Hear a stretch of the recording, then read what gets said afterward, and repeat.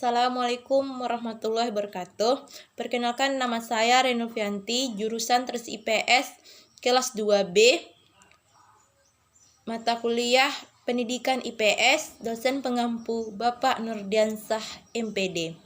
Baiklah, di sini saya akan menjelaskan sedikit tentang materi perkembangan pendidikan IPS, yaitu dalam materi pembahasannya kita membahas tentang yang pertama yaitu pendidikan IPS di luar negeri. Yang kedua, teori pembelajaran IPS. Yang dibagi yaitu menjadi perencanaan pembelajaran IPS, pembelajaran tematik. Yang ketiga, proses pembelajaran IPS di kelas. Pembelajaran IPS tidak terlalu banyak materinya, tetapi lebih mengedepankan strategi pemecahan masalah.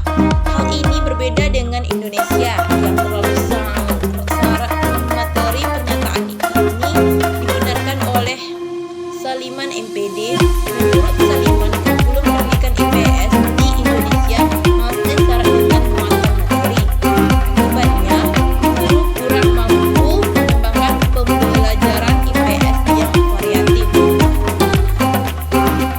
Nah, selain perbedaan strategi pembelajarannya, terdapat pula pembelajaran IPS di Indonesia juga berbeda teknik penilaian yang masih mengacu pada angka-angka sebagai simbol keberhasilan peserta didik.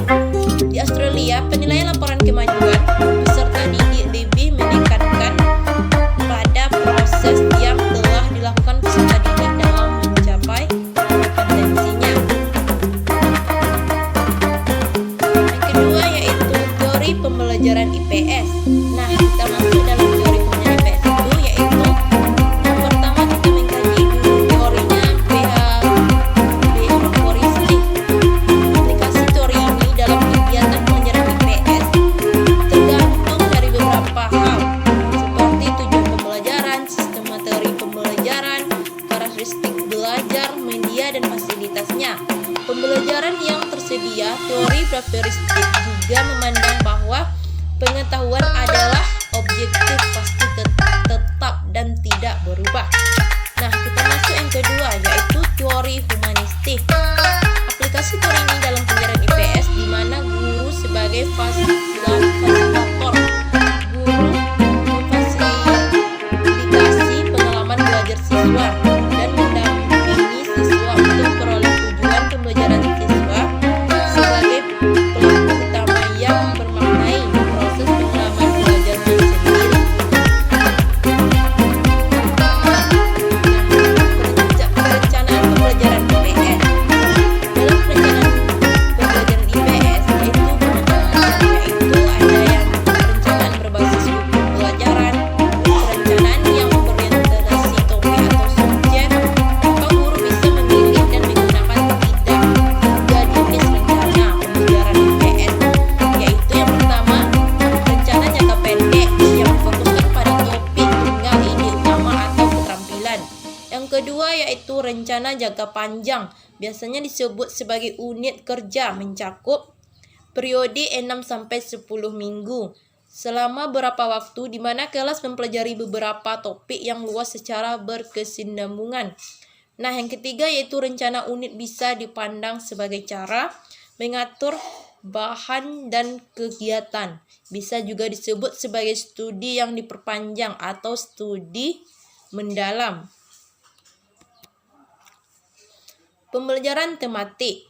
Pembelajaran tematik adalah bentuk model pembelajaran terpadu yang menggabungkan suatu konsep dalam beberapa materi pembelajaran atau bidang studi menjadi satu tema atau topik pembahasan tertentu sehingga terjadi integrasi antara pengetahuan, keterampilan, dan nilai yang memungkinkan siswa aktif menemukan konsep serta prinsip keilmuan secara holistik, bermakna, dan otentik. Nah, pembelajaran tematik ini menekankan keterlibatan siswa dalam pembelajarannya. Melalui pembelajaran tematik, siswa diharapkan dapat belajar dan bermain dengan kreativitas yang tinggi. Sebab, dalam pembelajaran tematik, belajar semata-mata mendorong siswa juga untuk mengetahui dan tetapi belajar juga untuk melakukan. dan juga untuk hidup bersama.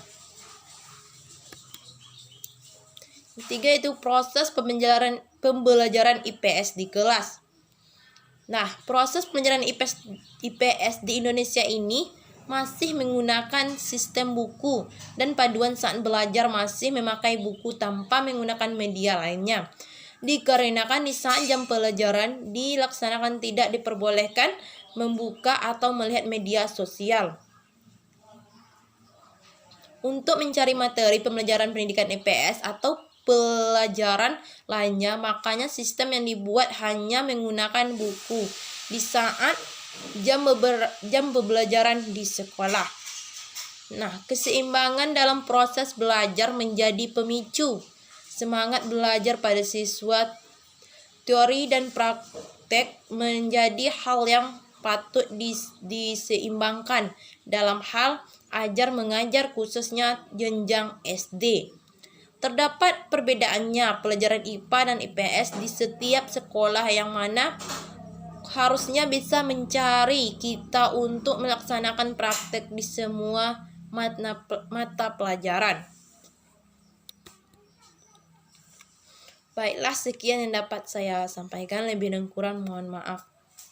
Saya sudahi. Assalamualaikum warahmatullahi wabarakatuh.